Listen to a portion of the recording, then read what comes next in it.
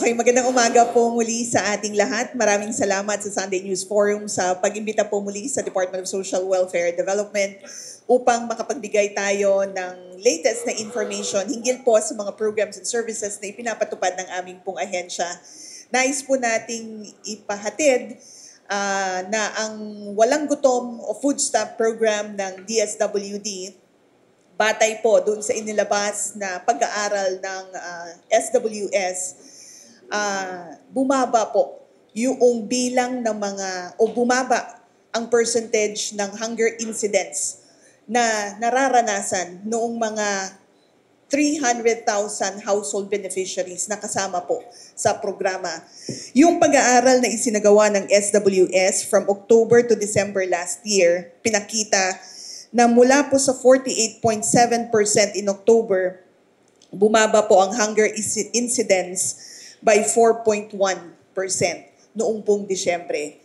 Ito po ay patunay na ang Walang Gutom program ng DSWD ay nakakatulong para tugunan yung problema ng kagutuman na nararanasan po ng ating mga kababayan. At dahil nga po dyan sa pag-aaral na yan, DSWD is now looking at further expanding this program to include additional 300,000 households by the end of this year or by early next year, and then another 150,000 by 2027 para makumpleto po natin at ma-serve yung 750,000 households identified as food poor under the listahanan of the DSWD. So that's one of the good news that we wish to share with you.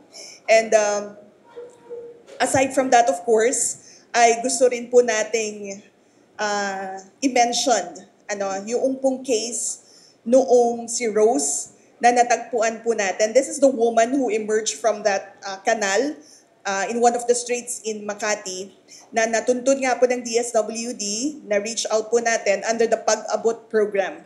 The Pag-abot program provides comprehensive and a package of services, social services to individuals and families in street situations.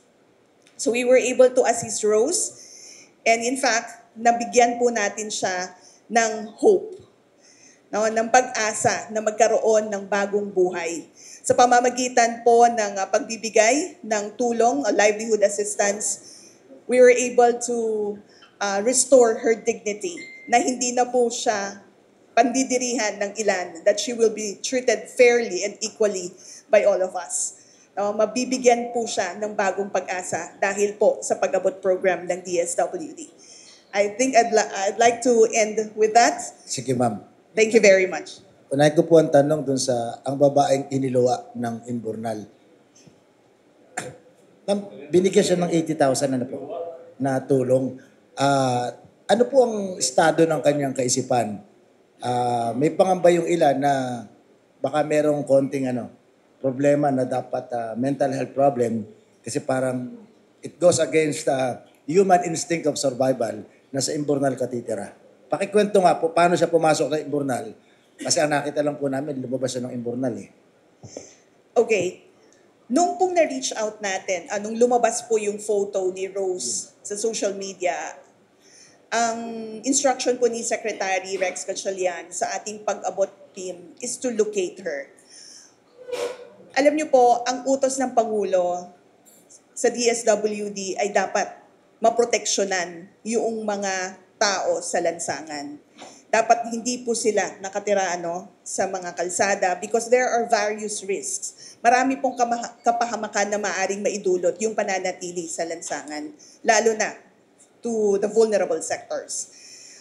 Sa pagsunod po natin sa utos na yan ng ating pong Pangulo, DSWD implemented the Pag-abot program. Again, the Pag-abot program aims to provide a comprehensive package of social welfare services to families and individuals in street situations. So nung nahanapan po ng Pag-abot team si Rose, dinala po sa processing center sa Pasay. Oh, by the way, the processing center in Pasay is a former Pogo hub. Ginagamit na po natin siya para doon natin i-serve, tulungan yung mga kababayan natin na reach out natin. So when our social workers were talking to Rose, ang kwento po niya, nangangalakal siya. kumukuha siya ng mga plastic bottles at tinatanggal yung plastic label using a blade. And that blade fell doon sa kanal. So she had to go down to retrieve it kasi po napaka-precious noong pong tool na yon. Mahalaga yun sa kanya dahil gamit niya yon sa pangangalakal. Instead of buying another na medyo mahirap sa kanya, di ba? Bumaba na lang po siya para kunin po iyon. Ang kwento niya sa amin, paano naman pong may titira doon, masikip yun. Exactly. In fact, hirap nga daw po siya na pumasok. So when she came out, or when she emerged from that canal, nagulat na lamang po siya, marami daw pong tao, and kinukuhanan siya ng litrato. So tumakbo siya at nagtago. We learned that Rose was reached out, or the Pag-abot team attempted to reach out May 13 of this year. Reach out to her May 13 of this year. Unfortunately, hindi po siya sumama sa Pag-abot team. Kasi sabi po niya sa amin, natatakot sila sa mga naka-uniforme. Baka daw mabagan siya. Baka daw makulong sila. So nung nakita niya gano'n, na marami ng tao, tumakbo siya at nagtago nga. So, ganun po yung kwento ni Rose. At dahil nga po dyan, inassess ng mga social workers natin ano yung pwedeng maibigay na tulong. Case to case kasi yan, hindi yan 80,000 to all. Depende po yan doon sa pangangailangan nila based on the assessment of our social workers. Meron po kasi mga families and individuals in street situations na gusto pong umuwi sa kanilang mga probinsya. If that is the requested assistance, tutulungan natin makauwi. Pero pag nakauwi, bibigyan din natin sila ng tulong either makapaghanap ng trabaho, magkaroon ng munting negosyo, para hindi na po sila bumalik sa Kamaynilaan at dito magstay sa mga lansangan. And of course, in doing that, we work with various offices of the government, including the local government units. Now, in the case of Rose, ang kwento niya sa amin, nangangalakal siya araw-araw, she earns 300 pesos doing that, and yung partner niya, 200 pesos po yung ina-earn bilang barker ng jeepney, dyan po sa May Makati. So 500 pesos daily, pinaghihirapan po nila yan. And ngayon, based on the assessment of the social worker, nakita nila na kaya pala niya na mabuhay, kaya rin pala lang mag-budget, kaya nila naman palang i-manage yung kanilang munting resources. Willing naman siya. Based on the assessment, willing siya na maturuan, willing siya na mabigyan o ma-enhance yung kanyang kapasidad, mabigyan ng karagdagang impormasyon. And nung tinanong siya kung ano ba ang gusto niya, sabi niya, sana makapagbenta rin ako, may sari-sari store. So, sige, we will provide livelihood assistance kasi bahagi naman po iyan noong package of services na ipino-provide under the Pag-abot program. So ma'am, thank you po doon sa kwento ng babaeng ito. So nakita natin na nothing spectacular pala naman sa kanyang mga sakripisyo. Maski po naman dito, marami. Di pa naman kayo kumakain, Pag nasa siya, nagse-cellphone. Pag nahulog yung cellphone sa inidoro, dinadampot din naman Hindi ba? Comparable sa pagpunta doon sa imbornal para i-retrieve yung bagay na mahalaga sa kanya. So ma'am, tanong ko lang po, may nabanggit kayo na takot sa naka-uniforme. Yung mga batang reporter dito, yan ang kadalasan ko nung nakikita Hinuhuli ng polis yung mga taong walang ginagawa, nakatambay. Ang kaso, bagansya. Ano ho bang stand ng DSWD sa bagansya? Kasi of course, ang lecture sa amin ng matatandang nasa media, yung bagansya ay ipinatupad ng mga Amerikano. Nung panahon ng Amerikano sa Pilipinas, para wala daw tambay. Apparently, yan ginagamit na instrumento ng mga pulis. Kung minsan, pagka medyo maiksi ang damit ng babaeng nakatindig sa Quezon Avenue, hinuhuli ng bagansya para may dilihensya. Sabi ng iba, ano ang stand po ninyo dyan? Ito nakita niyo sa mahirap na tao, takot sa ka-uniforme. Under the DSWD Pag-abot program, we employ or use a rights-based approach. In fact, we work with the Commission on Human Rights para po sa pagbuo. We work with the Commission on Human Rights para sa pagbuo po ng guidelines for the Pag-abot program. sabi ko nga, we use a rights-based approach. Hindi po namin pinipilit yung mga families, individuals in street situations. Hindi po namin sila dinadampot. Bagkus, yung mga social workers namin ay kinakausap sila, kinukumbinse na may mga programa at serbisyo ang ating pong pamahalaan na maaari po nilang ma-avail or ma-access kung sasama po sila sa atin. Ine-explain din po ng ating mga social workers ano yung mga iba't ibang risks na maaari pong maidulot ng pananatili nga nila sa lansangan. And kapag hindi po sumama yung pong family or individual in street situation sa DSWD, babalikan po namin sila. Hindi po nangangahulugan na pag ayaw nilang sumama, idadamputin namin or iiwanan na. No. The intent of the Pag-abot program is to reach out to them so that they will trust the government and they will access the services that we are offering. Ma'am, dun sa mga nag-post ng kanyang larawan na ang babaeng inilawan ng Imbornal, ang babaeng nakatira sa Imbornal, kayo sa DSWD, hindi bang dapat ng intervention yung mga ganong kuha ng litrato na walang context? Hindi ba nawalan ng dignidad itong Rose na ito? May dignidad siya, nagtatrabaho siya eh. Yung asawa niya nagtatrabaho, masipag siya, batay doon sa kanyang kakayahan at kaalaman. And yet, yung mga content creator, ipinost doon sa kanilang social media account na ito'y parang kawawang-kawawa na kung minsan ang tingin na may topak. Eh baka kung kailangan ng social intervention, ng mental intervention yung mga nag-post nito. Actually, ito nga po ay panawagan natin sa ating pong mga kababayan na nakakakita ng mga families and individuals in street situations to please help the government, help the DSWD by reporting to us directly kung meron po kayong mga nakikita so that the Pag-abot team of the agency ay makapag-reach out po sa kanila and immediately, well, of course, hindi immediately kasi sabi nga natin, kinukumbinsi natin sila, in the process, ay makumbinsi nga natin sila at mailayo mula sa mga lansangan. Yun po ang pakausap ng DSWD. Tulungan niyo po kami. Because, sabi ko nga, let's give hope. Let's give a promise of a better life for these individuals because they deserve it.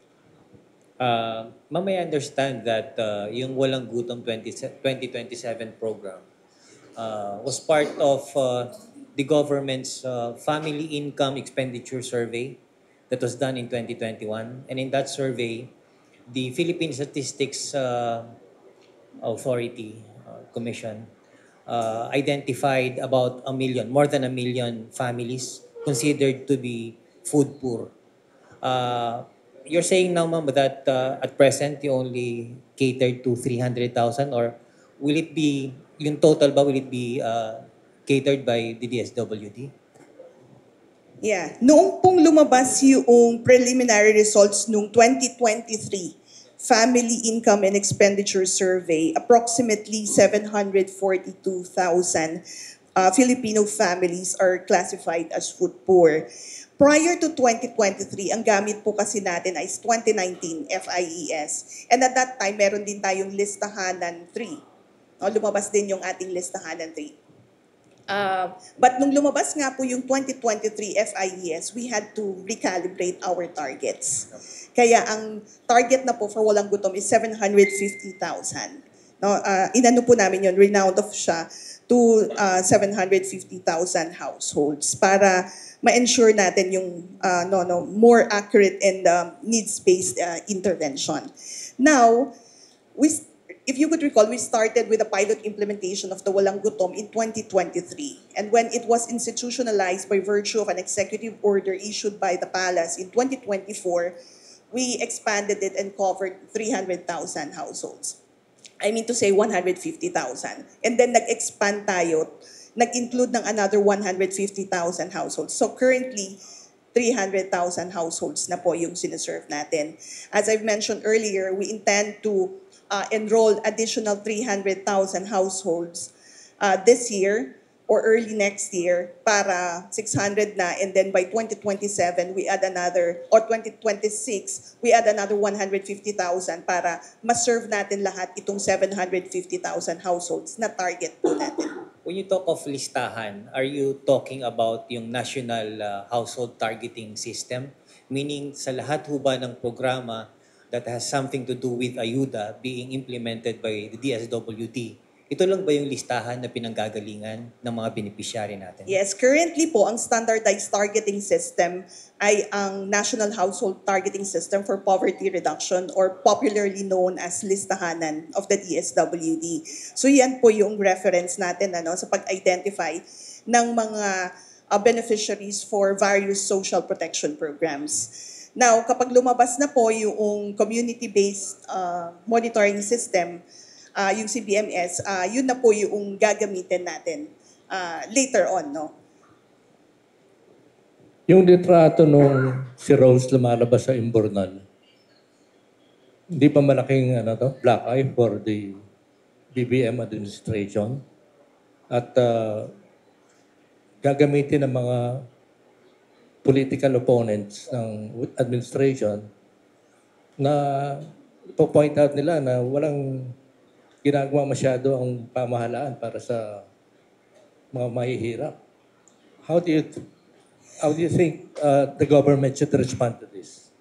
Alam niyo po, we recognize na merong mga families and individuals in street situation.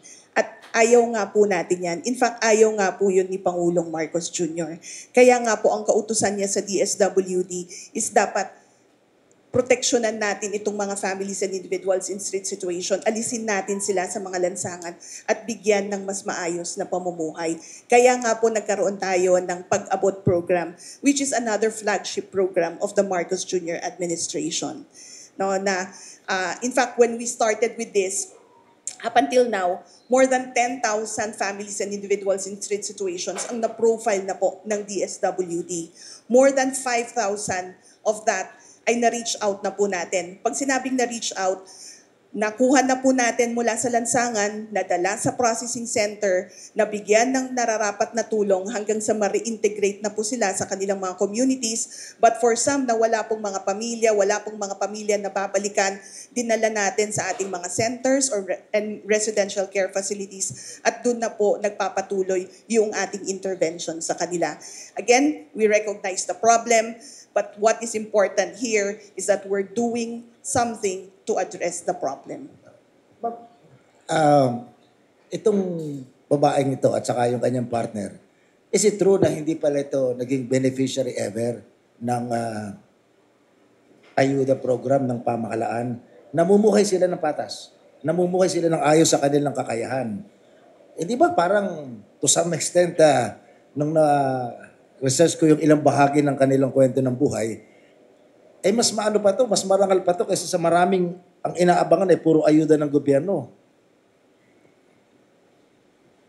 Okay, noong pong pre-profile nga natin, let me explain lang po. Kasi kapag po families and individuals in street situation, hindi po sila usually naabot noong ating enumeration, lalo na doon sa National Household Targeting System for Poverty Reduction kasi wala nga po silang permanenteng address.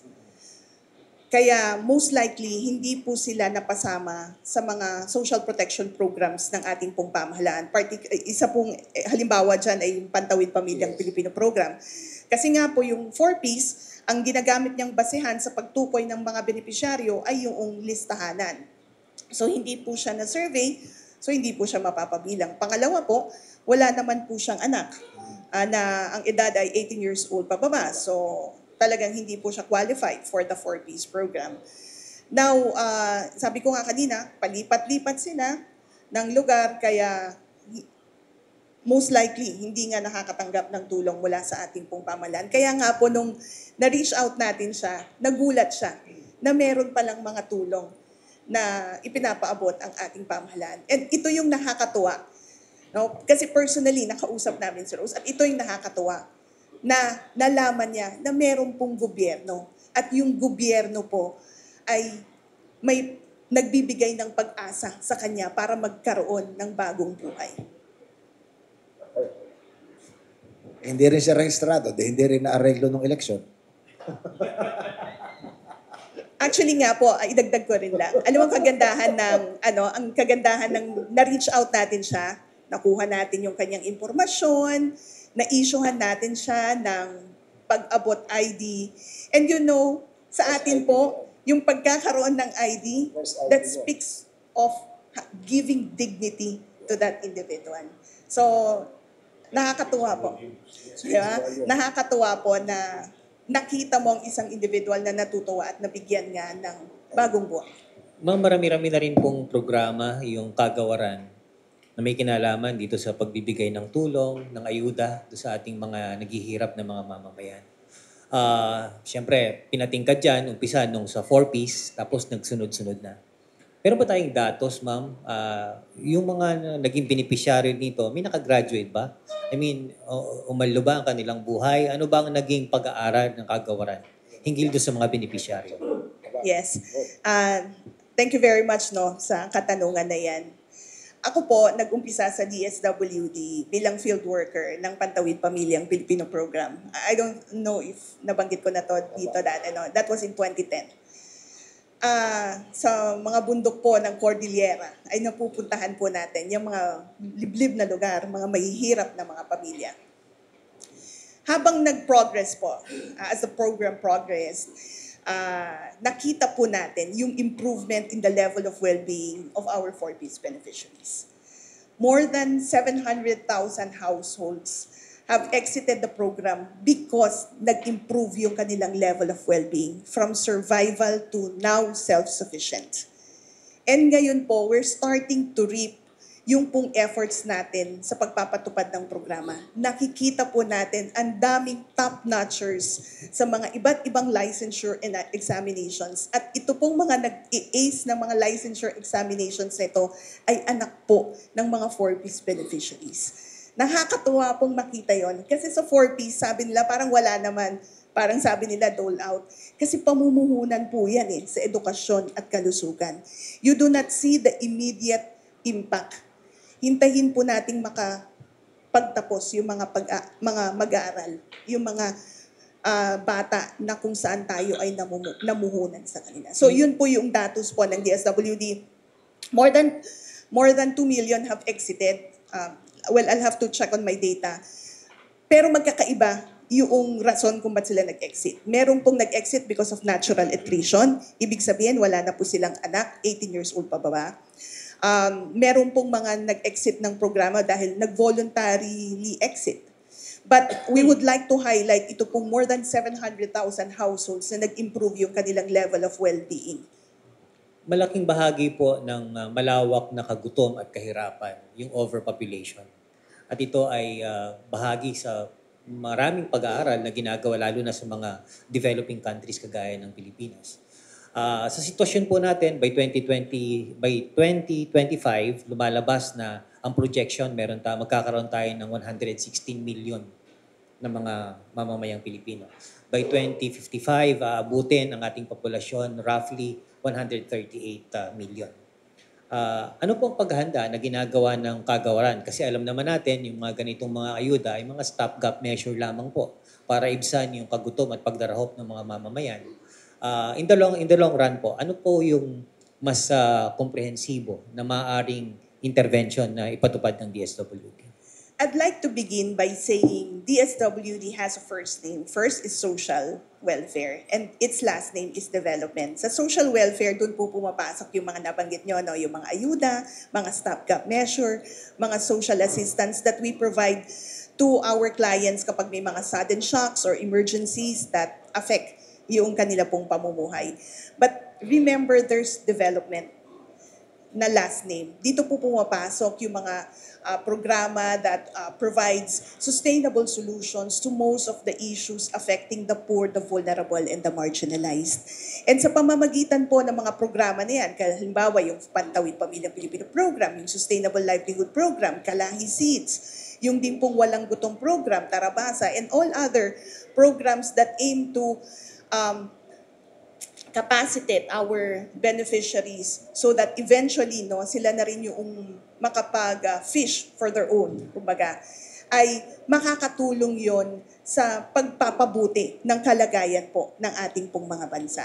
So kung dumami man po yung bilang ng mga dumami man po ang populasyon sa ating bansa, ay hindi naman din po dumami yung bilang ng mga mahihirap po sa ating bansa. Yun po yung ating pong layunin.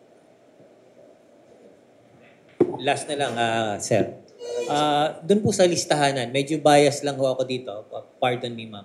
Doon sa listahanan po, alam naman natin na masusi yung naging proseso, yung paraan kung paano kayo umabot doon sa ganitong listahan. But over and above, doon sa mga dole-out, sa mga ayuda na ibinibigay ng national government through DSWD and other agencies for that matter, nagbibigay din ng mga ayuda at pagtulong yung lokal na pamahalaan. At dito po nagkakaroon ng problema. Sapagkat alam naman natin, sa katotohanan, karamihan naman po dito medyo may halong politika. Hindi po ba pwedeng sa pamamagitan ng DSWD, yung listahan sana ng mga ipinamimigay sa baba ng mga lokal na pamahalaan, manggaling na rin doon sa National Household Targeting System para naman po makasiguro na talagang yung mga nangangailangan ng mapagbigyan. Meron bang effort na ganun on your part, no, sa agency? Yeah, meron po. Actually, no, sa mga ibang program, sa most of the programs of the DSWD naman, while we use yung pong standardized targeting system, we still work with the various local government units. Kasi recognize po natin na merong mga exclusion errors. May mga pamilya po na hindi napasama sa listahanan. So, tayo, ugnayan with the local government units, especially during disasters.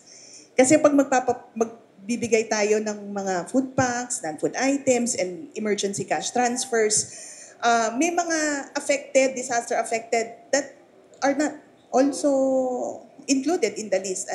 So, ang mahalaga dito ay nakikipag-ugnayan ang DSWD with the local government units. And there's a process of validation. Our field or personnel go to the areas and vina-validate isa-isa kung yung po bang nasa listahan ay una, included in our targeting system. Kung wala, kinakailangan mapatunayan na sila ay eligible na makatanggap ng tulong for whatever assistance that may be. Siguro, at this point, mga questions from media, siguro, we'll entertain later on. At this point, we'd like to turn the floor over to Yusek Vasquez. Give us a sense of nangyari sa Tevez case. Ano?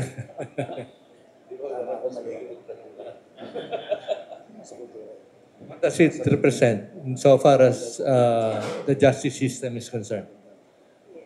Magandang umaga po sa ating lahat, sa ating mga manunood at tagapakinig kung may nakikinig man kung may radio. Magandang umaga sa host natin.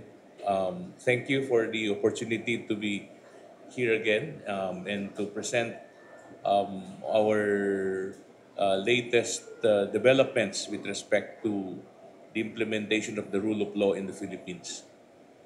Itong nakaraang araw, ang successful deportation ng dating mambabatas Arnie Tevez mula Timor-Leste ay isang ebidensya kung paano nagkapagkakaroon ng koordinasyon at pagtutulungan ng mga iba't ibang bansa para magkaroon ng mas magandang paglaban at pagsugpo ng kriminalidad kung saan man mangyari yan. Ito ay isang best example ng rule of law at yung implementation ng lahat ng mga legal arsenal para ho ang pagkakataon na may presinta ng lahat ng partido, kasama na ho ang akusado, yung side nila sa bagay na to, para tumakbo na ho yung gulong ng katarungan, kumbaga yung wheel of justice.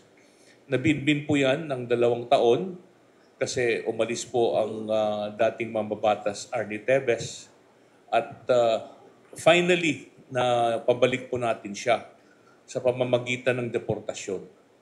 Ito po ay isa sa mga legal na paraan kung paano mapapabalik ang isang pugante para harapin ang kanyang mga sakdal sa harap ng ating mga hukuman. Yung nangyari na merong original case ng nagpagkakaroon niya ng extradition ay isa lamang sa mga proseso yun. Pero from day one, yun hong deportation had been there, and we've been asking the Timor-Leste government to exercise that executive and administrative procedure, considering that when the passport of former Congressman Arnie Teves was canceled, he became an undocumented foreigner or alien in Timor-Leste. And on that basis, any person who is undocumented in a country could be deported by such country. Kaso, ang ginawa ng Timor-Leste, despite our original request for deportation, pumunta sila sa proseso ng extradition.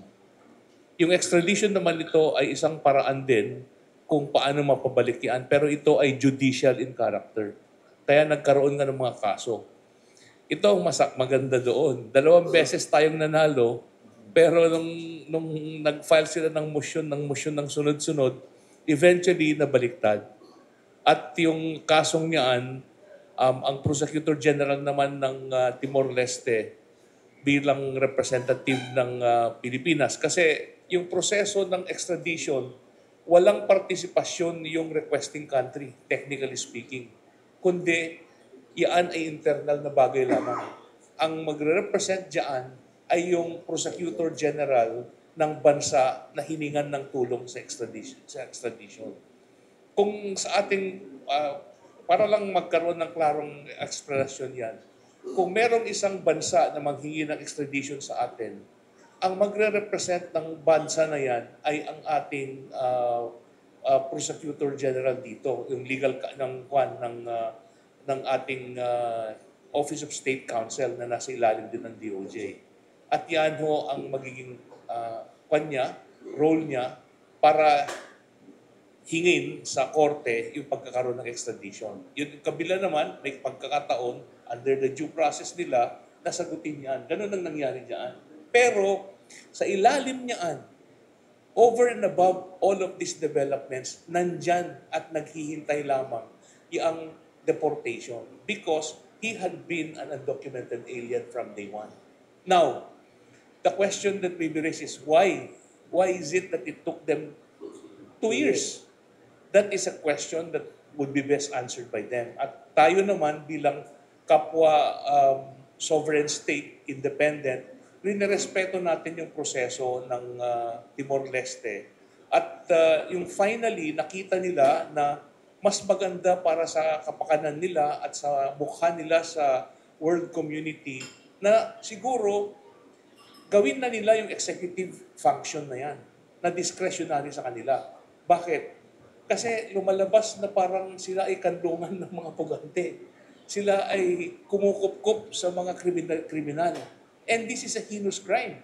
And we have to understand na itong Timor-Leste is a newly created country because of efforts by the United Nations. Carve out yan sa Indonesia eh. So, nung pag-carve out niya, because of efforts ng international community, they have this desire na dapat sila yung nangingibabaw, champion sila sa human rights protection and promotion. And here comes that irony. How could the country who wishes to champion human rights protection and promotion be the haven of criminals with respect to that? So, parang nagkaroon ng final determination yung executive branch ng gobyerno nila na gawin na natin ito. Kaya tingnan ninyo yung rason nila kung bakit ginawa yan. Una, sabi nila may threat daw sa national security nila. Tama. Pangalawa, it's causing disruption. Tama din. Kasi nga, imagine mo, sa lapit yan sa atin or sa mga ibang bansa pa, maraming nagsasabi na gusto pumunta lang tayo doon. Pwede pala tayo makanlungin ng mga yan eh. At hindi tayo makatakbo tayo sa beyond the pale of the law, beyond the reach of the long arm of the law, ng sino mang bansa na gustong magkaroon ng paglilitis laban sa mga kriminal na to. At sila din ay miyembro ng United Nations. So, obligado ka kasi na sumunod sa lahat ng patakaran at convention ng United Nations kung ikaw ay responsible and true member of the world of nations. Nakatulong din siguro yung statement ni Justice Secretary na ni-remind niya yung Timor-Leste na meron silang pending application to join the ASEAN. Yes, that may be a factor. Kasi yung timing din, kung tutuusin mo. Kasi matagal nang pinag-uusapan yan, pero di ba itong huli, yung ASEAN Summit na pinuntahan ng ating presidente, PBBM, at nagkaroon siya ng pagkakataon ulit na makausap itong Timor-Leste. Well, in fairness, meron ng effort sila na gusto nilang gawin yung ibang bagay outside of the judicial process.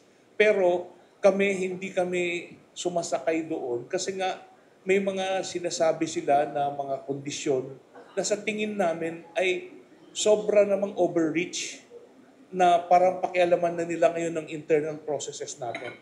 Tignan yung example nito. Nagawan natin yung paglipat ni Mary Jane Veloso kahit walang extradition treaty with Indonesia. Bakit? Because of the good relationship between two independent states. International Committee. Ngayon, yung paglipat ng sentence person na to serve their sentence here ni Mary Ann Veloso, walang kondisyon na napakabigat.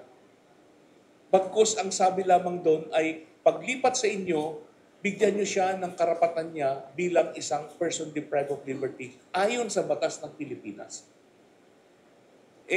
Merong mga sinasabi kasi ng doon sa original na usapan, kaya nga hindi natuloy muna yan, ito kaya na ngayon lang lumabas yung Timor-Leste deportation na yan, parang nagkakaroon ng gusto nilang merong pang observer dito. Parang hindi yata tama. So may bantay pa. Oo. May caretaker. Parang ano to? UN nga, hindi tayo pumapayag nun. Kasi nga, itong huli, tayo ay, nung nakaraang administrasyon, meron tayong tinatawag na UN Joint Program. Ito ay parang, ang United Nations ay ginagabayan tayo para sa Human Rights Promotion and Protection. UN Joint Program. We are the first country in the world to have graduated from such UN guidance. Kasi nakita nila yung readiness natin at ang pag-embrace natin ng lahat ng mga suggestions nila and comments nila at nakita nila yung sinseridad ng administrasyong ito na sumunod sa lahat ng patakaran ng bansa tungkol sa human rights promotion and protection. So, yun ho yung konteksto ng mga bagay na yun. Si NBI Director ay nagsabi na may pinirmahan na parang pangako ng gobyerno ng Pilipinas nung may turnover. Kung tama ang memory ko, parang hindi din ng Timor na mangako ang gobyerno ng Pilipinas na hindi ito torture, hindi bibigyan ng parusang kamatayan, at hindi pahihirapan. Ano ang reaction nyo? Kasi una, wala naman death penalty sa Pilipinas. Tapos yung torture, siguro may torture nagaganap sa Pilipinas, pero hindi legal ang torture sa Pilipinas. Hindi ba parang, ano ba ito? Nagbabagong puri lang sila sa domestic audience o iniinsulto tayo? Hindi naman siguro, Ariel. Hindi naman. Let's give them good faith. Sila ay nagpapakitang gilas lamang. Sa world community din. Na finally sumunod sila sa uproar na kailangan mong sumunod sa lahat ng patakaran ng world community tungkol sa pagproteksyon at pagkakaroon ng magandang implementasyon ng human rights sa bawat bansa. Yung pagbigay niya ng kondisyon na yon, kung tutuusin mo, it's a superfluity Kasi ang Pilipinas, tayo ang unang signatory ng Universal Declaration of Human Rights. They don't have any business at all saying na gawin mo to, gawin mo yan. Kasi tayo, we are much mature as a democracy and as a champion in human rights promotion and protection. Sila, bago pa lamang sila In fact, kung tutuusin mo, they just graduated from a situation of war. Nagrebelte kadamihan yung mga leaders dyan So, hindi natin alam kung ano yung sistemang nangyari sa War of Independence din nila para makuha nila yung pagiging sariling bansa nila. Pero at the end of the day, kung tutuusin mo, our democracy is much more mature than them. Our political system is established and firm and working. Sila, kung tutusin mo, parang work in progress pa eh. In fact, yun ang rason kung bakit paiba-iba yung rules nila doon sa appeal na to. Kasi nanalo ka na, and then nagkaroon ng change ng rules in the middle of the game. Kaya we were so frustrated. But you know, we had to respect their processes because that is internal to them and that is pursuant to their rights as an equal, co-equal country, equally sovereign and independent like us. Yes, Kailan ba magde-decide ang ASEAN?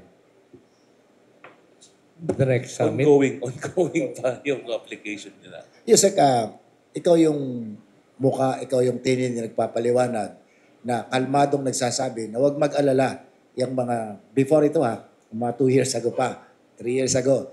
Kasi yung Batikos, unahin ko na lang, sa pinakang matanda, dating Pangulong Digong, ang sabi nun, at sinasagot mo to, na wala daw namang hindi na miyembro ang Pilipinas.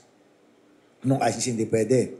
Ikaw nagpapaliwanag na pwede pa yan, huwag kayong hindi talo ang Pilipinas. Doon kay Tevez, walang extradition treaty ang Pilipinas at ang Timor-Leste. Ang sabi niya, may pamamaraan. Nung nagtakasan sa Indonesia, akala natin, Malaysia pa, itong mga na-involve sa Pogo, sinasabi, hindi kayang ibalik. Ikaw din ang nagsasabi na may pamamaraan yan. Ganyan. And yet, sa lahat ng pangyayaring ito, as it turns out, nung nakaraang araw lamang, napatunang lahat ng sinabi mo ay tama. Anong mensahe nyo dun sa iba pang mga nagkakanlong sa ibang bansa na naniniwala na sila'y nakatakas sa abot ng batas ng Pilipinas? Well, it's a fair warning to all criminals na ang lahat ng bansa sa ating mundo ay handang magtulungan para sumpuin yan. Itong case nga ng maiba ako para makonteksto din. Yung kaso ni spokesperson Harry Roque. Okay. Pupunta din naman dun didiretsuhin na natin. Inunti-unti ko po. Di ba may asylum application siya? But let's start from the beginning.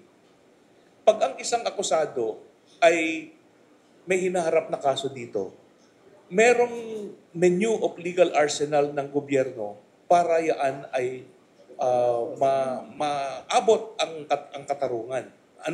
Number 1, magpa-issue ngayon yung prosecution ng whole departure order para tong taong to hindi siya makaalis. Okay. Yan ay para siguradong hindi siya makaalis at kailangan kasi sa ating bansa, sa ating batas, na merong jurisdiction yung korte sa taong yan. So kailangan ma-aresto siya at makuha siya ng jurisdiction, personal jurisdiction na tinatawag, over the person nung korte. That's 1. So, para siguradong hindi makaalis yung akusado, hold departure order. Pangalawa, kung nagkataon na nalaman mo na nakaalis yan, pwede kang humingi ngayon ng tulong sa kapwa law enforcement agencies mo outside of the country, other governments. Papasok ngayon dyan yung Interpol. Kaya may red notice, may blue notice yan. Pero since wala siya sa poder mo, wala sa territorial jurisdiction mo, anong mangyayari? Kakailanganin mo ngayon yan ng extradition or deportation, as the case may be. Pero yung extradition at saka deportation, hindi lahat ng pagkakataon na base yan sa treaty, hindi. Kasi kung miyembro ka ng isang convention na isang krimen, for example, ay covered siya at isa sa mga remedyo doon na legal ay deportation or extradition, papasok yan. Dito sa case ng dating spokesperson, nag-file siya ng application ng asylum, di ba? Yeah. Legally, yung asylum na yan, it does not prevent the application of these legal processes. It only defers kasi bibigyan mo lang ng pagkakataon yung asylum or refugee application na matapos yan kung entitled ba siya o hindi. Kung siya ba ay ino-oppress, siya ba inaabuso, etc. No? Pero kung hindi, balik tayo ngayon sa legal processes na yon na extradition or deportation. Now, dito sa case ng Netherlands at Pilipinas, wala tayong extradition treaty. Pero hindi ibig sabihin yan na hindi natin mapapabalik ang dating spokesperson Harry Roque. Una, kinakansela natin ngayon sa proseso yung cancellation of passport niya. The moment na nakansela yung passport niya, he cannot legally move around. So alam na natin na nandun siya sa Netherlands at doon na lang siya. Pag natapos ngayon yung asylum application niya, na desisyonan niyan at hindi nabigyan, now magiging subject na siya ngayon ng probable application ng red notice. Arestuhin na siya at preparasyon ng deportation. Pwede ba ganung may deportation wala namang treaty? The answer to that is yes. Because both Netherlands and the Philippines are signatory of a convention, yung tinatawag na Convention on Transnational Crime. Itong transnational crime na to, kasama ang trafficking in person. Itong trafficking in person, parehas na krimen sa Netherlands, krimen din dito sa atin, pasok na pasok siya doon. So, we are just waiting for the processes to finish. Kasi kung dito naman nangyari yan, kung nagkaroon ng isang tao na may kaso dito sa harap natin, ay nag-file ng application, asylum or refugee, unahin muna yan bago papasok ng ibang legal na paraan. Sir, balikan po natin yung kaso ni Congressman Teves. Where will he be detained while awaiting for the trial, number one? Number two, ano po ang forecast ninyo? Gaano katagal yung magiging paggulong ng trial considering na 2 taong nahigit na po simula nung nangyari yung pagpatay kay ex-governor. At yun po, yung dalawa muna. Yung issue, sir, na kung saan saan siya idetene, no? Right now, he is under detention sa NBI prison facility which just happened to be in Bucor. Building 14. Bakit? Kasi nga ginagawa yung building ng NBI dyan sa TAF eh. So, since yung TAF dati ang lugar ng prison detention facility ng NBI, nagkaroon ngayon ng isang MOA between Bucor at saka NBI na parehas na sa ilalim ng DOJ para bigyan sila ng lugar doon at doon dalhin yung mga lahat ng detention prisoners ng NBI. Kaya nandun siya. Now, hindi yan ang permanenteng pagpipiitan sa kanya habang nakaditine. I'm not talking about conviction kasi bilibid yan pag na-convict siya. While undergoing trial, unless mabigyan siya ng bail, kasi non-bailable yung kaso niya, siya ay makukulong ngayon. Depende kung saan siya ikukomit ng mga korte kung saan may mga kaso. Kasi as we speak, lahat ng mga kaso niya tumatakbo na eh. Kahit hindi siya nahuli, siya lang ay magkakaroon ng sariling arraignment para sumabay na rin yung ebidensya laban sa kanya. At yun ang magiging takbo ng proseso tungkol sa lugar ng pagpipitan sa kanya. Now, ang tanong, paano naman yung takbo ng kaso? Alam mo, hindi ang kasong to ay controversial at malalaking tao involved at nakita na parang this is one of the worst examples ng abuse of power kung tama yung charges. Yan ay isang bagay na bibigyan din ng pansin ng ating mga hukuman dahil lahat pare-parehas ang pagtingin ng batas natin kanino man eh. So, before the eyes of the law, everybody is treated as equal regardless of creed, color, or religion, or political affiliation. So, hindi siya bibigyan ng special treatment na unahin yan. Kasi kahit na ibang pobreng detenido din dyan, parehas naman silang deprived of liberty eh.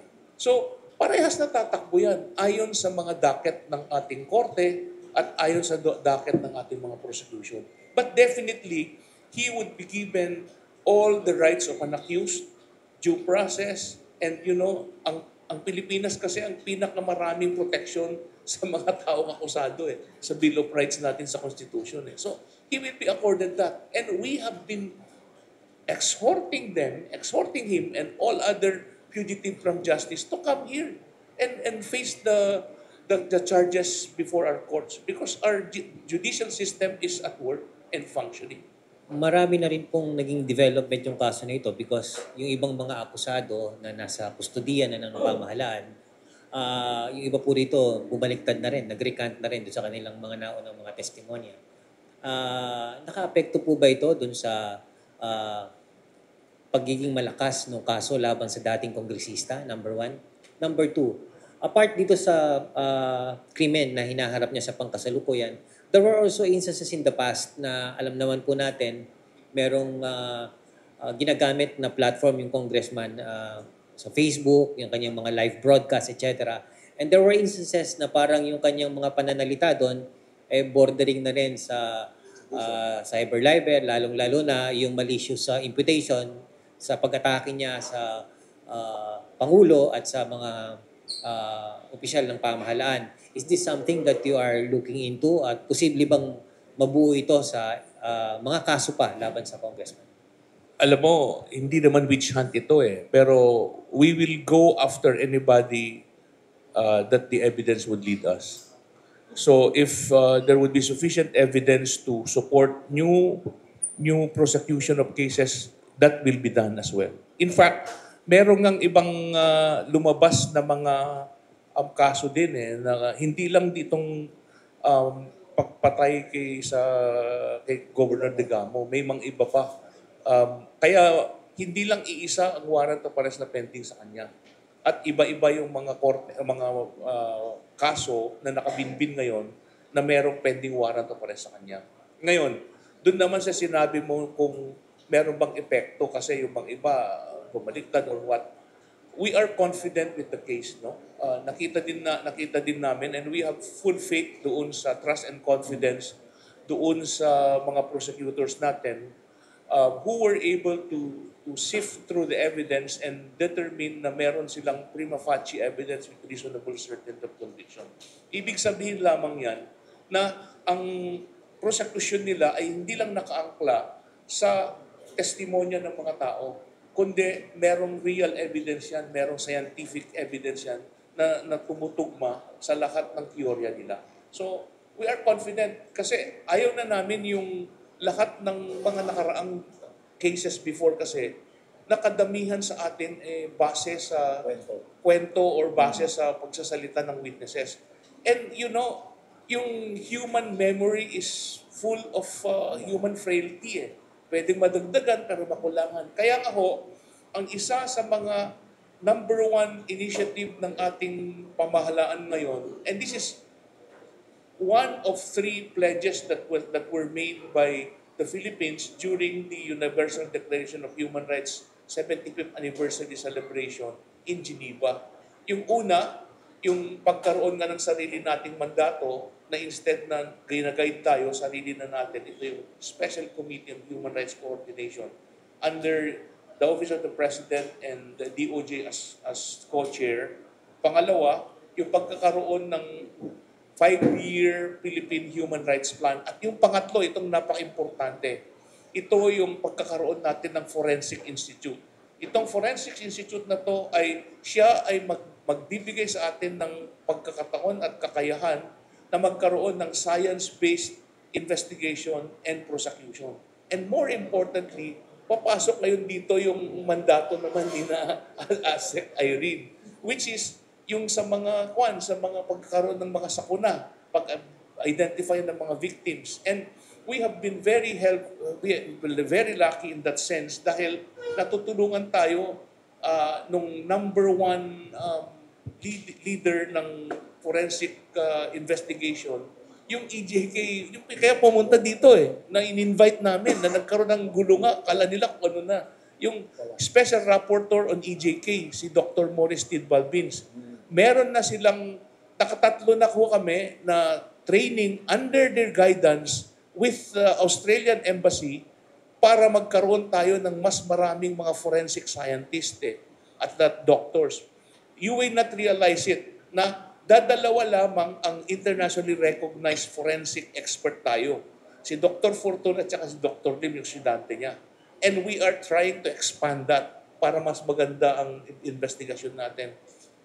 In fact, itong next week, papunta ang ating Secretary of Justice kasama yung Undersecretary Jesse Andres sa Argentina for a face-to-face discussion on the Minnesota Protocol. Ano itong Minnesota Protocol na to? Ito yung proseso tungkol sa forensic science, investigation, and prosecution.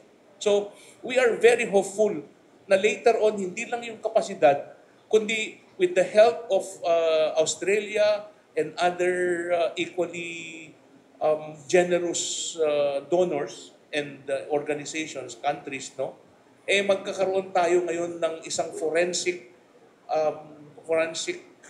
agency na siya ang haharap sa bagay na yan, hindi lang para sa criminal investigation and prosecution sa Pilipinas, kundi magiging hub tayo ng Southeast Asia. Yun ang gusto naming mahabol.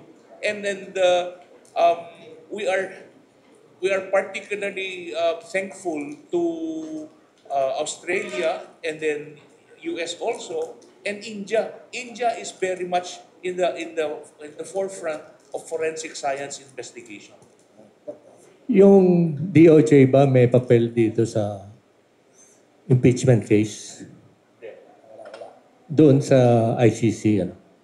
Wala din. Wala rin. Wala din. And besides, kung ICC yan, we don't have any engagement with them because we have withdrawn. At least yung mga inputs doon sa mga mag-handle ng case. Wala. Kasi Wala. nga, we are not supposed to be engaging with them because we are no longer a state party. Yung pag-implement naman kasi nung surrender niyan ay pursuant sa batas natin, 9851, RA 9851. Yusek, pag dininig na sa korte ang kaso ni dating Congressman Teves, ire-request nyo ba na kung pwede, gawin na lang ang hearing sa loob ng bilangguan at hindi na siya itatransport araw-araw for security reason? Good point, Ariel, no? Ang number one na consideration na din natin ay yung safety ng tao, no? Siya at saka yung mga ibang ang akusado at witnesses. Merong proseso kasi ngayon ng Supreme Court na online yung hearing. So, that's possible to prevent pati sa preliminary investigation and inquest. Hindi na kailangan dati na kailangan mong dalhin dito sa Manila yung mga controversial cases sa probinsya dahil meron na kami yung tinatawag na internet preliminary investigation or e-inquest. Kasi parang natatandaan ko, several months ago, several months ago, yung detainee ng DJMP na Chinese, inambush at gustong iligtas. But anyway, ang kasunod ko pong tanong sa inyo, bago natin bigyan ng pagkakataon kasama sa video magtanong, hindi ko ba napapagod sa atin ng Interpol? Marami tayong ni-request. Isa dyan, nang hindi ko malilimutan. Anong pangalan yung paborito ng ninong sa Pogo? Yung maganda, si Cassandra. Nahuli yon, dinala sa Pilipinas, pinalaya. Si Cassandra. Si Alice Go nakakulong pa. Si Cassandra ang kasama sa kaso ni Harry Roque. Apo, ang tanong ko po, ngayon, merong arrest warrant. Nasaan si Cassandra? Kung sa'yo nakalabas ang bansa, ano ho kayang sabi sa atin ng Interpol? Hinuli na nga namin, inalpasan nyo pa. Alam mo, hindi lang naman kasi tayo nang hihingi lang ng tulong. Marami ding tulong na hinihingi ng ibang bansa sa atin. Under the Interpol, tahimik lang. Pero hindi naman kailangan mong i-publish or ipagsigawan sa mundo na, hoy, itong bansa na to nanghingi ng tulong sa amin. Hindi, kasi law enforcement yan. So, it has to be done with strict confidentiality and secrecy at times. Kasi may purpose yan na hindi dapat malaman. Doon tungkol kay Cassandra naman, lahat ng mga akusado na kasama ng dating spokesperson Harry Roque, lahat ng mga yan ay pugante na dahil meron ng mga warrants for their arrest na inisyu ng korte. Yung iba nga nahuli. Yung iba naman, hinahanap ngayon. Kaya nga ang next na mga ginawa ng ating prosecution ay hingan ng whole departure order yung mga ng korte para mapigilan yung paglabas-labas ng mga taong yan sa ating bansa. At kung malaman nila na nasa labas ng bansa, that's the time na papasok ulit yung red notice niya ng Interpol. Sir, tanong ko lang, sa lahat nitong mga high-profile cases na hinawakan ng DOJ just very recently, may common denominator silang lahat. Yung salitang extradition at saka yung immigration laws. Moving forward, base na rin po dito sa karanasan nyo sa paghawak ng mga asuntong ito, meron ba kayong nakikita na intervention o mula sa Kongreso o pagsusulong ng batas para mas lalo pang mapagtibay po yung DOJ sa pagharap sa mga ganitong uri ng kaso? Salamat sa tanong, no. Hindi naman tumitigil ang ating gobyerno na pagtingin ng mga iba't ibang paraan para mapalakas pa ang kapasidad ng ating gobyerno tungkol sa enforcement ng batas. As I mentioned, yan ay isa sa mga legal remedies sa legal arsenal natin, sa menu ng legal arsenal. So yung deportation, extradition, surrender, etc. Lahat ng mga yan ay ayon sa batas at habang ini-implement natin yan, magkakaroon din tayo ng pagkakataon na titignan kung may mga pagkukulang pa ng ating immigration laws. At nakita nga na meron nga. Ang number one na problema natin dyan is yung pagiging archipelagic country natin. Yung boundaries natin, very porous eh. Very porous eh. Kaya it is a challenge talaga na the Philippine government have been trying to resolve slowly. Kaya itong Coast Guard natin, tumataas yung kapasidad na ngayon. Meron na silang sariling kapasidad, meron ng sariling sasakyan, etc. No? And there is an effort actually to rationalize yung lahat ng law enforcement agencies, operations, and priorities tungkol sa bagay na yan. Pangalawa, yung pagkakaroon din ng mga batas na para masugpo yung lahat ng kriminalidad, lalo na yung mga transnational crimes. Kaya meron tayong mga anti-terrorism laws ngayon na outside of our territorial jurisdiction kasi nga we have to be able to address naman tong lahat ng mga criminal activities na hindi normal or hindi lang yung gaya ng ginagawa na nakita mong pinatay yung tao kasi sa internet or sa netherworld, yan ang nangyayari minsan ng mga problema. Yung OSAIC and OSAM and our IACAT is very much in the middle of that para masugpo yung bagay na yan. Kaya yung sinabi mo, sir, kung may mga ginagawa tayo, marami. In fact, sa lahat ng anggulo kasi, we are trying to improve. Yung batas natin, may mga batas naman. So we are trying to implement them and see if there are shortcomings and how we can improve further. Yung kaso ng si Bantag, Yes. meron ba kayong update? Yan ang isang bagay siguro na hinihintay natin ng resulta. Pero ongoing naman yung manhunt sa kanya. Kasi may warrant na. Yes, nabanggit ko kasi yung anti-terror law. Hindi ba si Arnie Teves ang kauna-unahang na-deklara ng Anti-Terrorism Council na terorista? Anong Yes. epekto nito sa kanyang kaso?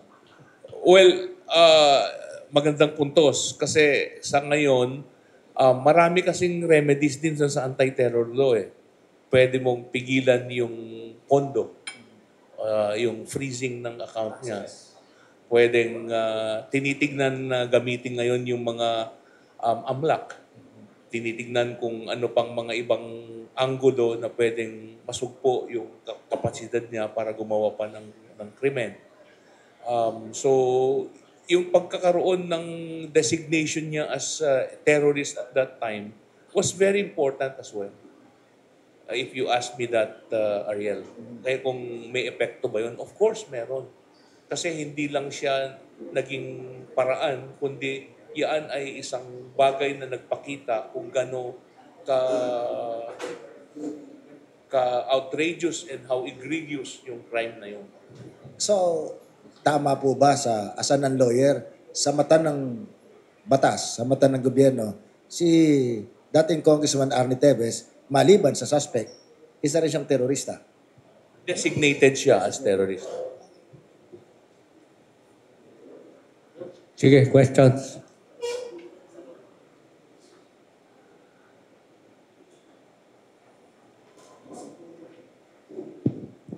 Yusek, good afternoon. Ay, good morning po. Job Manana, ABS-CBN. Yusek, may na-mention kayo kanina na merong parang conditions yung Timor-Leste na sa tingin nyo ay overreach nung early part ng negotiations ba yun sa pagbalik ni Tevez dito? Maybe no, kung ano po yung mga gusto nilang conditions. Kung pwede lang naman i-review. Actually, nakalagay naman dun sa kwan nila eh. Sa na gusto nilang mangyari kasi nasabi nila ngang kailangan sumunod ka daw sa mga patakaran ng batas. Pangalawa, na walang torture. Pangatlo, wag mong i-impose yung death penalty.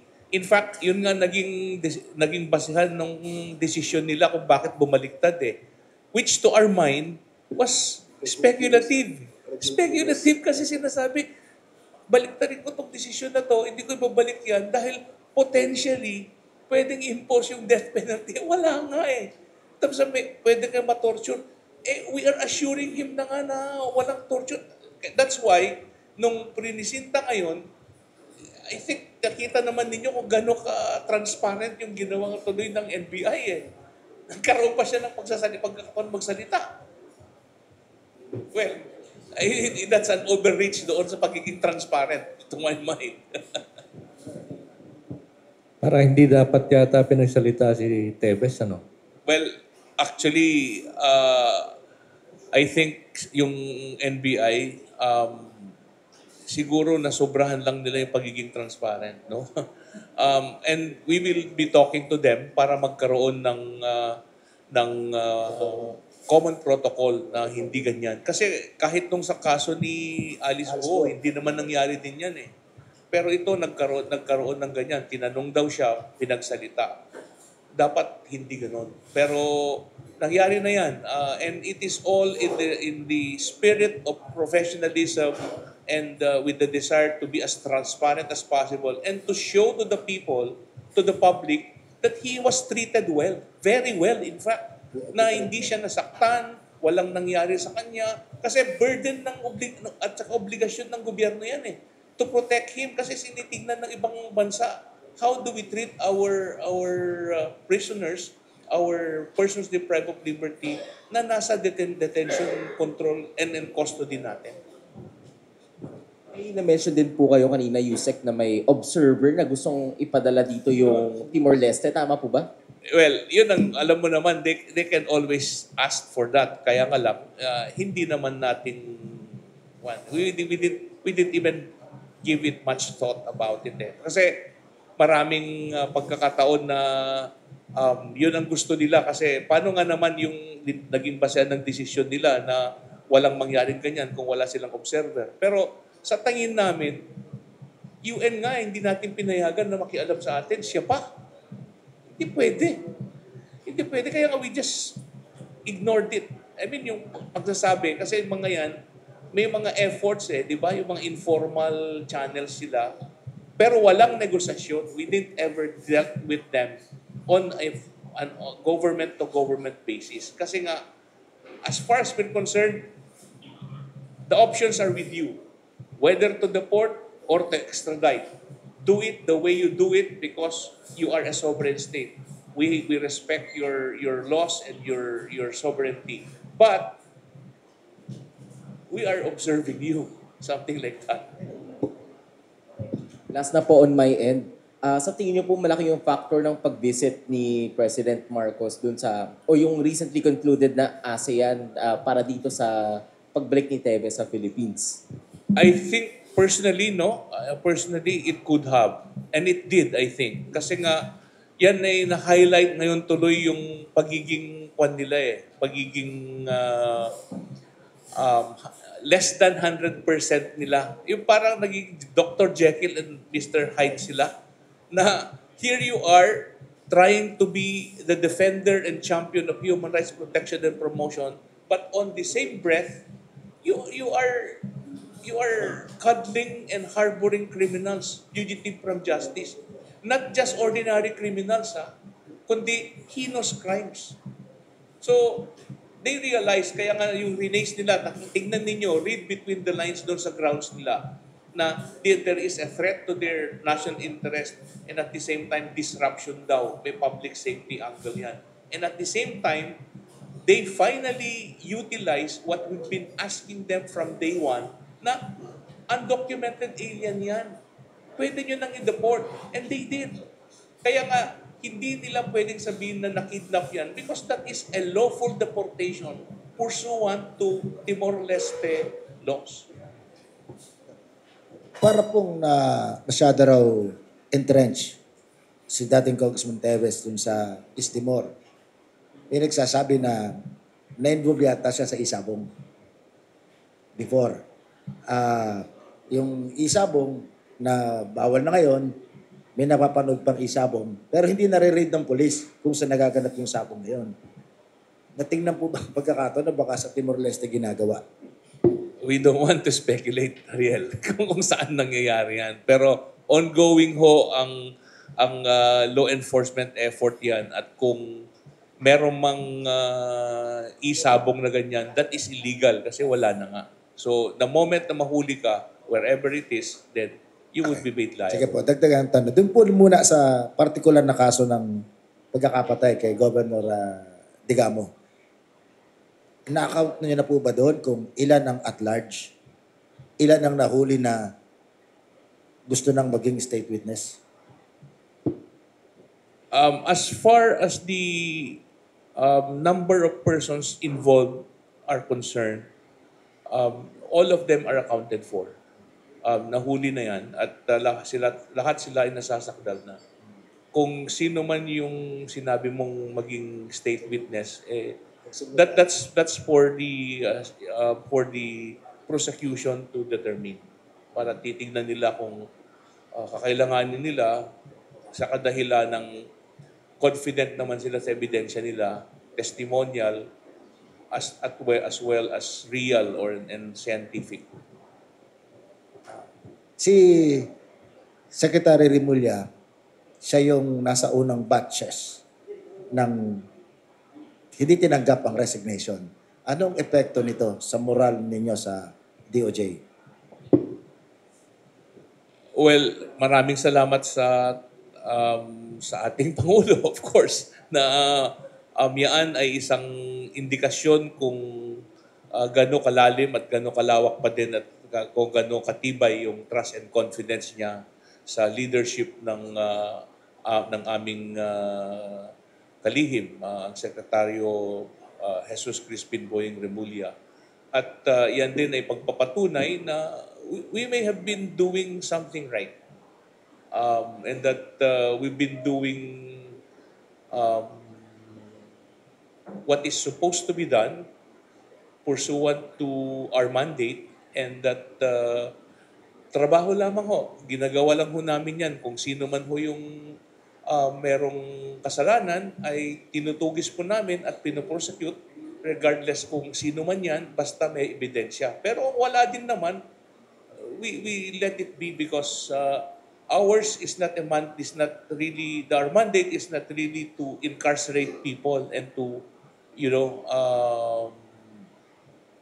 abuse them. No. Actually, we're here to promote and protect the rights of the innocent. More importantly than trying to incarcerate or to imprison the wrongdoers.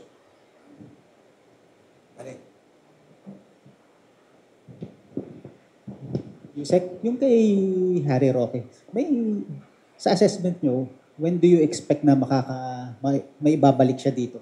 With all the things na nabanggit nyo kanina. Yung sa asylum bid niya. Well, that is dependent on Dutch laws and regulations.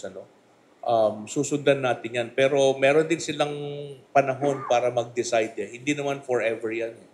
So, magkakaroon sila ng pagkakataon na aralin ng mainam kung may basihan ba yung sinasabi niyang political persecution.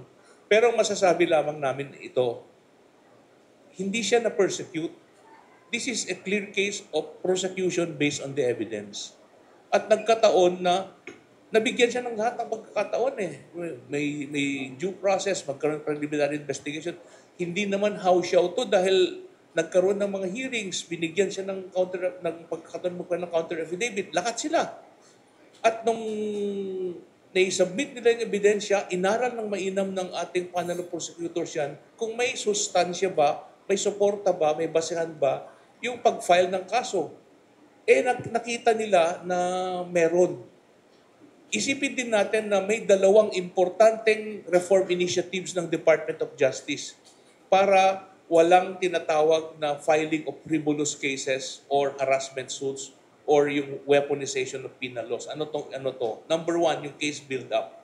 Yung case build-up, ibig sabihin, yung prosecution at saka law enforcement ay magtutulungan para ang tatanggapin lamang na kaso ay yung merong suporta, may ebidensya, merong pieces of evidence na kailangan, merong corroborative witness or evidence, etc. No? Kung wala yan, ibabalik ngayon sa sa law enforcement para sila ay maglabas pa. Kung wala, ititigil na yan. So that's case build up. Pangalawa, ito importante.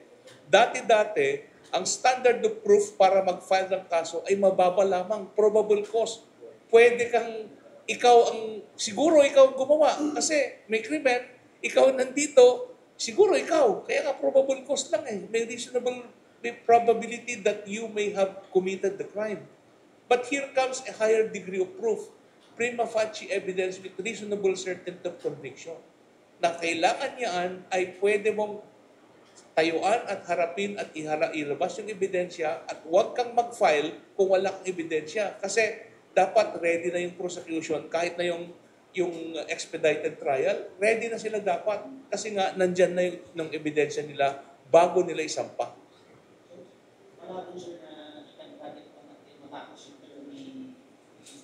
Ano? Unlikely yung may drag on niya yung kaso niya. Before the Yung na madrag on na beyond the term of President BBM, no? I don't think so. Kasi dun sa batas at proseso ng Dutch government, may period yan eh. In fact, 6 months to a year dapat meron ng resulta yan. Si dating Congressman Arnie Teves, saka si dating Congressman Harry Roque, pareho, may parallelism eh. Parehong may following sa social media, parehong mahilig magsayaw sa kanilang post. Pareho silang nag-a-appear sa social media posting nila na naka-shorts. Yung isa lang naka-wig. So, ang tanong ko po sa inyo, within 2 years, kagaya ba ni Congressman Arnie Teves, kaya mas naghahamon yata itong isa eh. Naghahamon sa gobyerno at nambebelat pa. At may mga, parang palang may backup dancers eh. Within 2 years ba, si dating Congressman din, Harry Roque, makikita rin natin nagpe-press con kasama yung mga taga-NBI? Well, sana naman, hindi na mag-press con dito na gano'n. Pero tungkol sa pagbabalik niya, no, na 2 years sabi mo, alam mo, yung Dutch government, Netherlands is one of the leaders in human rights promotion and protection sa buong mundo. In fact, one of the leaders siya ng European Union na nagtataguyod ng human rights promotion and protection. That's one consideration. And I'm pretty sure na considering yung nature of the crime involved dito, they will not delay this much further. Kasi nga, in the same manner na ayaw naman matignan ng Timor-Leste na sila ay they're trying to be one of the good citizens sa human rights, bigla naman silang harboring of or cuddling of criminals. Ganun din ang mangyari dyan. Kasi at some point, makikita nila kung are we cuddling a criminal or not. And then we have to decide. Kasi kung legal processes lang yan, makikita nila, they could see through it eh. Ang importante ay mabigyan ng pagkakataon na mapakinggan kung may basehan ba. Kasi kung yung application naman niya for asylum, makita nila na walang saysay yun, then wala nang basis for them to continue allowing him to stay there. And probably, they will now implement their other duties under international conventions, which is sa yung red notice, arestuhin, at yung Convention on Transnational Crimes na nandyan yung violation tungkol sa trafficking in person at yung probable deportation sa atin. And that is very important dahil meron nang effort may motion na ang prosecution ngayon sa atin na ipakansela yung passport niya para hanggang doon na lang siya. Isa pang bagay, kung nakalipat siya outside of the Dutch government, no, yung sa Netherlands, lumabas siya, walang saysay din yung asylum na yun. Pwede siyang arestuhin nung pangalawang bansa. Where he is. Where he is. Kasi walang asylum doon. Okay. Ano? Hello. Sige, last Ayan, two questions siguro. Mark po ng IPC 13. Sir, kanina binanggit nyo na significant po yung naging pagka-aresto kay dating Congressista po Arnolfo Teves. Sir, ano po yung magiging build-up po ng kinakaharap niya po na kaso? And ano po yung mga paalala po natin doon sa iba pang mga kababayan po natin na lumalabag doon sa batas or nagtatago po sa batas? At ano po yung asahan ngayon ng ating mga kababayan sa pagulong po ng kaso or ng investigasyon na ito?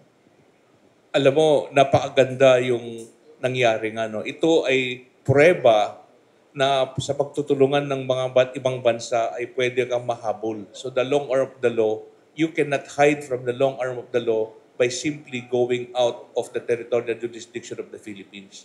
So eventually, justice, the long arm of the law will catch up on you, and the will of justice would be right before you, and you will be forced to answer the charges in court. No, yun namang once na nandito siya, he would be accorded all the rights of the accused. He would be treated as an ordinary person deprived of liberty. He would be given all the rights of the accused, respected yan. Kaya nga, nagkaroon nga ng presentation na pinakita na he was ill and healthy, walang sugat, walang anything, in the presence of his lawyer and his family. So lahat kasi ang Pilipinas, we have one of the most comprehensive listing of rights of the accused anywhere in the world. Yes, ma'am. Is it, ano na po, do you have an update kung nakikinig po yung warrant sa court? Kasi I heard, pag na-prepare ng warrant, pala magkakaroon ng schedule for discernment. Yes. Ang pagkaintindi ko, kasi kahapon lamang nangyari lahat-lahat to. So malamang mga next week, yung return of service na tinatawag, yung kailangan nilang idulog ngayon yung warrant na na-serve na kasama yung taong nahuli nila para bibigyan yung korte ngayon ng pagkakataon na iset yung arraignment at para mag-umpisa na rin yung tinatawag na personal jurisdiction of the courts over the person of the accused. At ngayon, tuloy-tuloy na yung kaso. Kasi kung biglang after arraignment, biglang tumakbo siya ulit, the case will still continue in absentia. Hindi na siya magpa-participate. Tuloy-tuloy yung kaso. Sa ngayon kasi, kung hanggat hindi ka na-arraign, walang jurisdiction yung korte at walang saysay yung desisyon laban sa'yo dahil hindi ka nabigyan ng pagkakataon na depensahan yung sarili mo sa due process requirement ng konstitusyon natin.